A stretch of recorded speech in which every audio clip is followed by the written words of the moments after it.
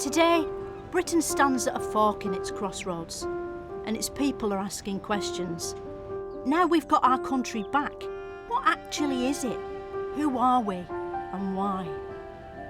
The best way to find out where Britain's heading is to look behind us into something called history, a sort of rear-view mirror for time. So that's where I'm going, back there. It's a journey that'll take me the length and width of the country. On my odyssey, I'll be starting sentences in one location and finishing them in another. And looking at some of the biggest faces in British history and asking other people's faces about them. If Shelley's one of the greatest poets in English literature, how come nobody gives a shit about him today? That's a complicated question. But it's not just a story of things. It's also a story of people sitting or standing on things. All of it taking place in this sceptred isle we call home. So join me, Philomena Cunk, as I take you right up the history of the United Britain of Great Kingdom. This is Cunk on Britain.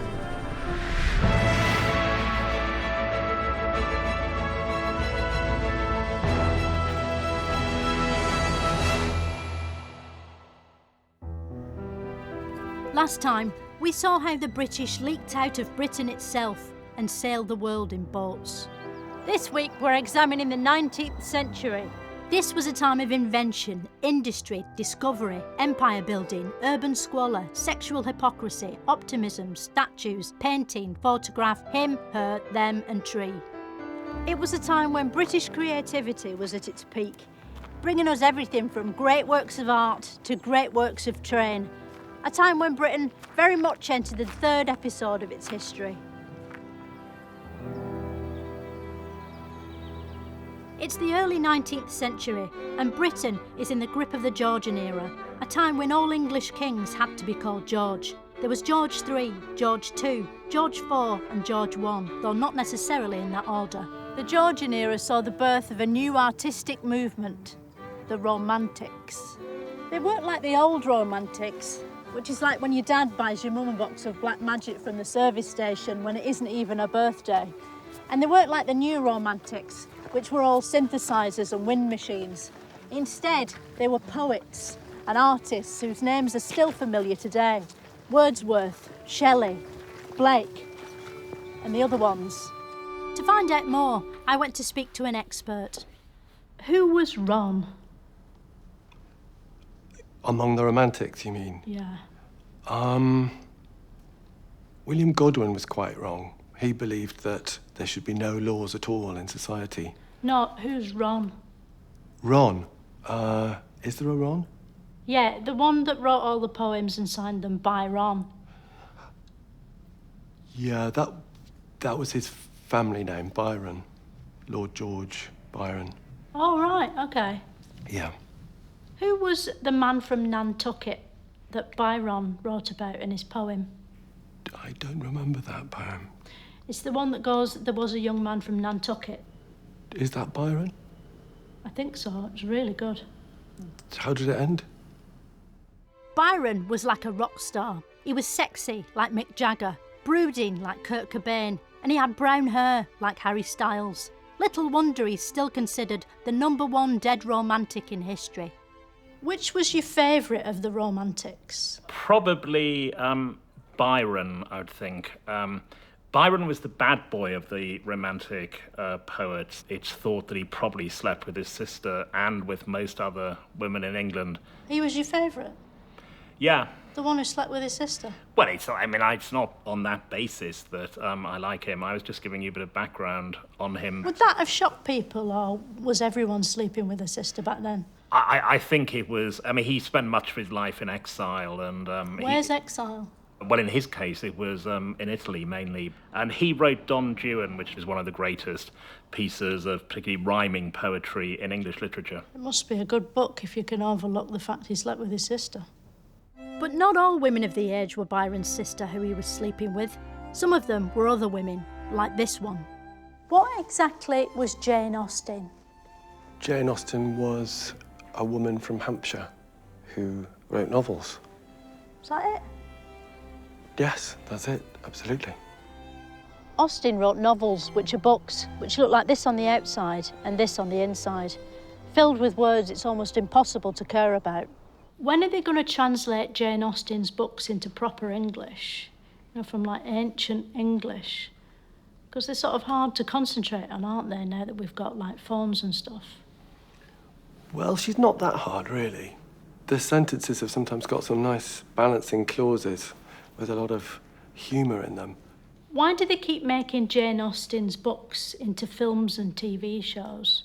There's only about 5 of them, isn't there? Whereas, like, there's 50 Mr. Men books and they haven't done all of those yet. I think there are lots of reasons for that. People love the love stories. They like the costumes. They're also wonderful books with lots of opportunities for humour. Are we talking about Jane Austen or Mr. Men? Probably both. Yeah. Who's your favourite Mr. Man? Mr. Tickle, probably. Yeah, love Mr. Tickle. Jane Austen died in 1817, only to be reincarnated 200 years later in the form of this banknote. But important though she wasn't the most significant woman of the century.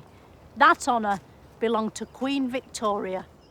Queen Victoria is often portrayed as old and grumpy. It's where the term Victoria Cross comes from. But she wasn't always a sour, disapproving old woman. She was once a sour, disapproving baby.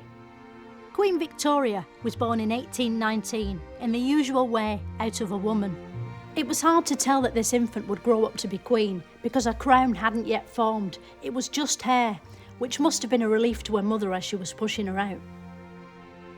As well as looking miserable, her other hobby was fashion. Even at an early age, she was dressing like a cross between a disillusioned Lord Mayor and an angry hen.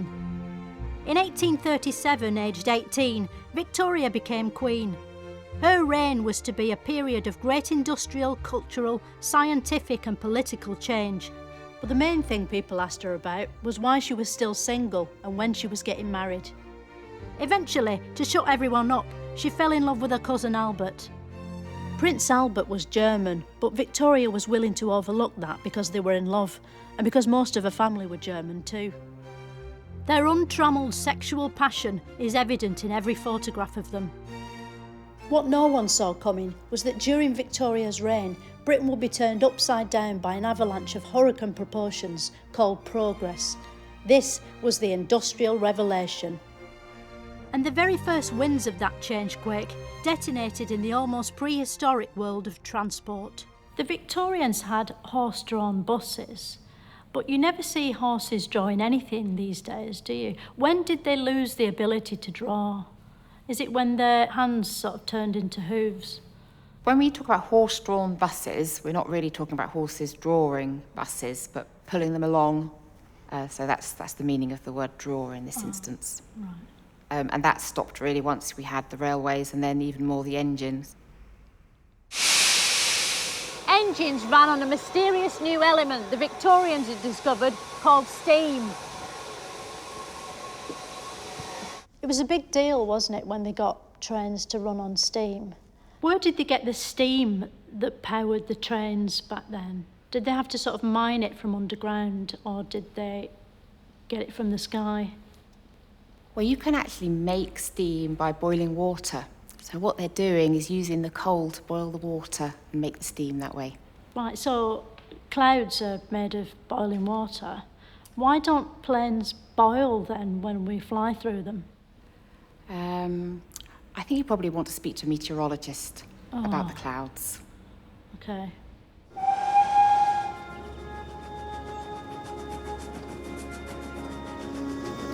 As well as carrying steam, trains could move people huge distances, and they work much harder and faster than horses.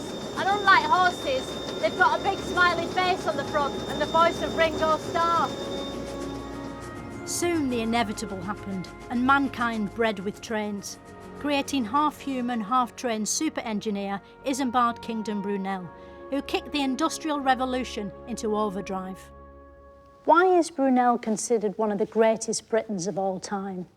Brunel built so many different things, towns, canals, bridges. I mean, he was responsible for many of the things that happened during the Industrial Revolution. He really took our country forward in terms of technological progress.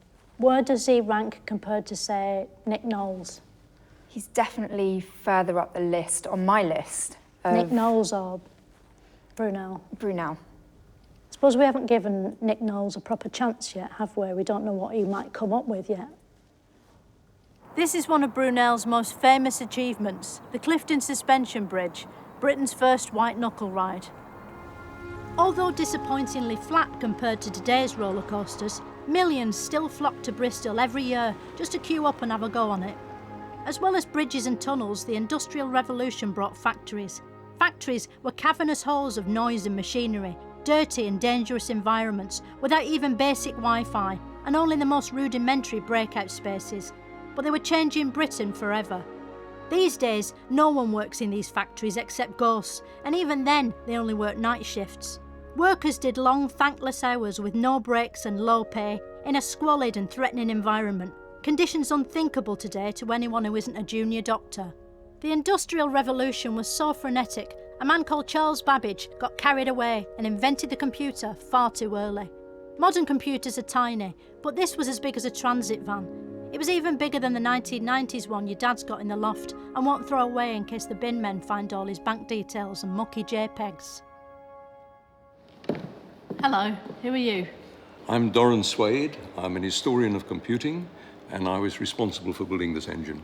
So what games does it have? It doesn't have any games. It must have like some basic games like Mario Kart or Snake or I'm afraid or not. Patience, like the shittest one. It must have Patience. I'm afraid it doesn't.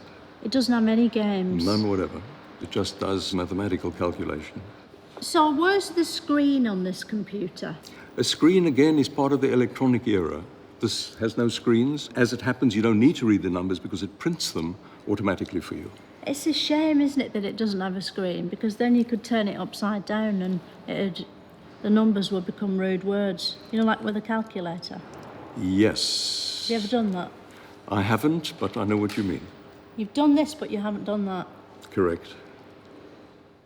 Babbage never foresaw the terrible consequences of his invention, a machine that would autocorrect his name to Cabbage every single time.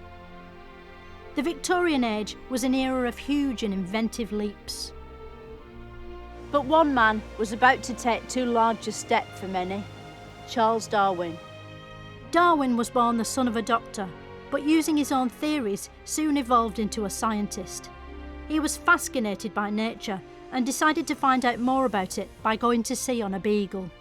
Darwin sailed off on his science mission on a beagle, didn't he? He did, yeah. He went off for 5 years on the Beagle, a small ship which circumnavigated the world. Not a dog? No. So it wasn't a ship that evolved into a dog?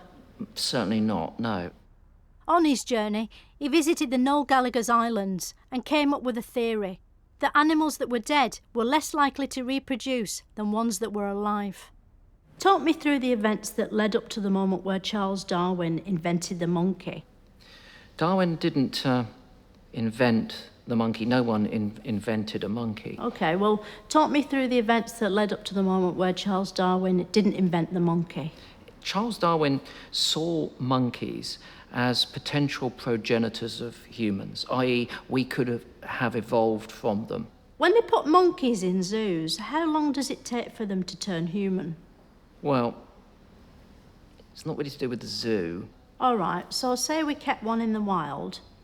How long would it take for that monkey to grow like a nose or ears? Well, they have noses and ears that are perfectly functional. Like a man's nose? Those apes and monkeys don't need a human nose. It wouldn't do them any good. What's the fastest evolution could happen? Like, how fast could you turn a pig into a cow? A pig into a cow? You're never going to be able to turn a pig into a cow. Why would you want to turn a pig into a cow? Pigs are quite good at being pigs, and cows are relatively good at being cows. Why do you want to turn a pig into a cow? Just see what it's like. In 1859, he wrote a book about his theory called The Oranges of the Peaches, which described how oranges have evolved from peaches. Controversially, the book claimed that man was descended from monkeys, a twist most of the readers were unprepared for. The idea that man and ape were close relatives was considered both hilarious and shocking, a bit like Graham Norton, but with more profound consequences for all humankind. Eventually, Darwin evolved himself into a corpse. He was buried here in Westminster Abbey before evolving again into worms and dust. Meanwhile, Britain itself was evolving into an empire. The British Empire was the biggest the world had ever seen. It had started back in the days of Drake and Raleigh, then expanded when Captain Cook discovered Australia, when he took the first ever gap year working on a beach near Sydney. With its year-round sunshine and abundant food, Australia was deemed the perfect place to send Britain's murderers. It was hoped they'd suffer terrible homesickness as they lay soaking up the sun. But there was a dark side to Britain's ever-increasing globalisation: slavery. These days, people pay thousands of pounds to visit the sun-kissed islands of the Caribbean. But in the 1700s, you could go there for free if you were black and didn't want to go there. It was immediately obvious to anyone that slavery was wrong, which is why it was only allowed to continue for hundreds of years. There were many countries in the British Empire. By Victoria's day, the empire bits were coloured pink on the map, to remind white Britons what colour they'd turn if they went there and stood in the sun too long. And no bit of the map was pinker than the jewel in the crown, India. For years, a British business, the East India Company had ruled over India, and the locals weren't happy. A corporation running a country is the sort of thing that usually happens in a scary science fiction film. But this was real and ages ago, and had all tea leaves in it instead of lasers. After a People's Rebellion, the company was replaced in 1858 by the British monarchy, and the British Raj was born. Queen Victoria was made Empress of India in 1877, a title she was so thrilled by, she immediately set about never visiting the Indian continent at any point in her life. For some reason, the debate still rages as to how good the British Empire actually was. Was the British Empire evil like it was in Star Wars? I think the important point here is that, yes, many people would have seen the British Empire as being an evil empire, whilst at the same time many people, unsurprisingly most of them British, would have seen it as something that was a beacon of light. So I think that here lies one of the key debates in British imperial history: was it good or was it bad? Who was the Darth Vader of the Empire? Was it Queen Victoria? You probably wouldn't have had anyone quite as powerful as Darth Vader, as, if you like, a supreme leader. What about Luke Skywalker? I think many people would have liked to have undertaken a Skywalker-like role as a saviour, but there probably weren't too many of those around. Chewbacca? No, I think that's stretching it. Meanwhile, back home, with machines doing all the hard work, people had more free time on their hands than ever, and they needed entertaining. What sort of music was popular in Victorian times? What were the genres? R&B, soul, rock? One was the music hall. Is music hall the first sort of music named after a building? And do you think that was a big influence on acid house? Despite the name, music hall wasn't just music in a hall. As well as singers, there were comedians, dancers and variety turns, like on Britain's Got Talent, but with a few differences. Back then, audiences enjoyed the acts for themselves, rather than asking David Walliams or Amanda Holden to do it for them. And because the only way to change channel in Victorian times was to walk up the road to a different music hall, the acts could be a lot shitter. So could you play some music hall for me now? Right, well, there were lots of popular songs, and they liked certain sort of rhythms and vamps. So this was a very popular one, which would go like this. My old man said, follow the van, and don't dilly-dally on the way. That sort of rhythm was very popular. So why was that considered entertaining?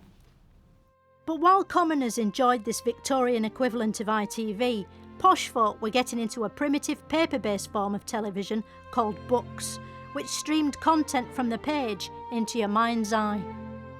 Books were being produced in huge numbers. Perhaps that's why the Victorian era produced more Victorian writers than any other period in history. This is one of them, Sir Arthur Coning Roddy Doyle, perhaps the greatest writer of detective fiction he could possibly be, the inventor of Sherlock Holmes. The first Sherlock Holmes story was such a hit, Conan Doyle wrote 55 sequels, which is 4 more than The Fast and the Furious, although in the Sherlock Holmes stories some stuff happens that isn't skidding.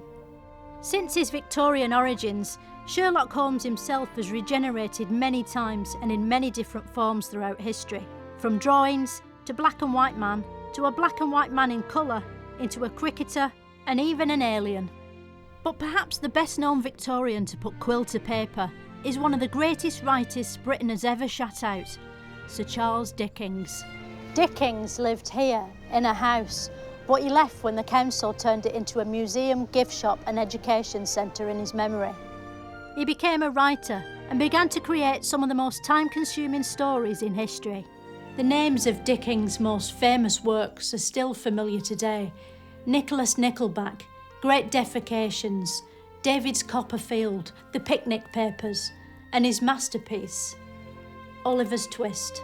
Despite the spoiler in its title, Oliver's Twist doesn't have a twist at the end, which, come to think of it, is a brilliant twist in itself. That's how clever Dickens was.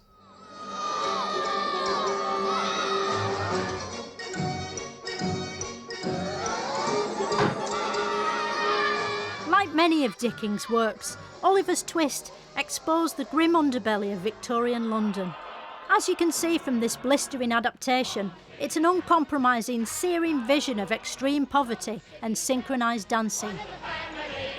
Despite his genius, Dickens' immortality couldn't last, and in 1870 he died forever. We don't know what his last words were, or whether he managed to blurt out "the end" just before closing his mouth for the last time. But while Dickens was celebrated, another Victorian wordsmith found himself on the wrong side of the law. Oscar Wilde was a brilliant writer and wit, which is the Victorian word for top bants merchant. He was persecuted for being gay and ended up in reading jail. Luckily, being a literary man, he loved reading and was so happy he wrote a song about it. Sadly, it didn't do very well because there's no tune to speak of, and as you can see, he's misspelt jail on the front. The Victorians treated Wilde like a sexual deviant because they were extremely prudish. In polite society, clothing was prim and proper. Even glimpsing an ankle was considered racy. So chances are anyone seeing a bum would have had a stroke. In fact, the famed Victorian morality was nothing more than a hypocritical front. For one thing, as these photographs prove, people still had buttocks and muffs. Some people even had intercourse. Victorian London in particular was a hotbed of vice, with many a so-called respectable gentleman paying women for sex up the East End. If you were a prostitute in London in 1888, there were 2 words guaranteed to put the fear of God into you: Jack and the Ripper. Jack the Ripper was one of the most antisocial murderers Britain has ever seen. Much of the fear of the Ripper was stirred up by the press and by the way he kept killing people. The murders brought shame on 19th century London, which is why, unlike other prominent Victorians of the age, Jack the Ripper has never appeared on a banknote. Despite this, he's just as popular today as he wasn't back then. You can still go on Ripper tours around Whitechapel, a fun way of commemorating a serial killer, although committing murders on the tour itself is lightly discouraged. Because the culprit himself was never caught, there's a lot we still don't know about Jack the Ripper.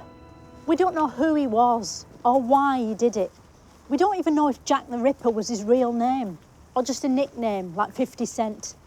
We don't know when he died or if he died. It's chilling to think that Jack the Ripper could still be alive today, living somewhere out there under his real name. Maybe he's one of your friends or neighbours, or maybe he's you. You'd have no way of knowing, and that's terrifying. But it wasn't just prostitutes who died in Victorian Britain. So did Victoria's beloved husband Albert, who succumbed to typhoid and stomach and bum trouble in 1861, a mere 125 years before the first transmission of the BBC comedy series Brushstrokes.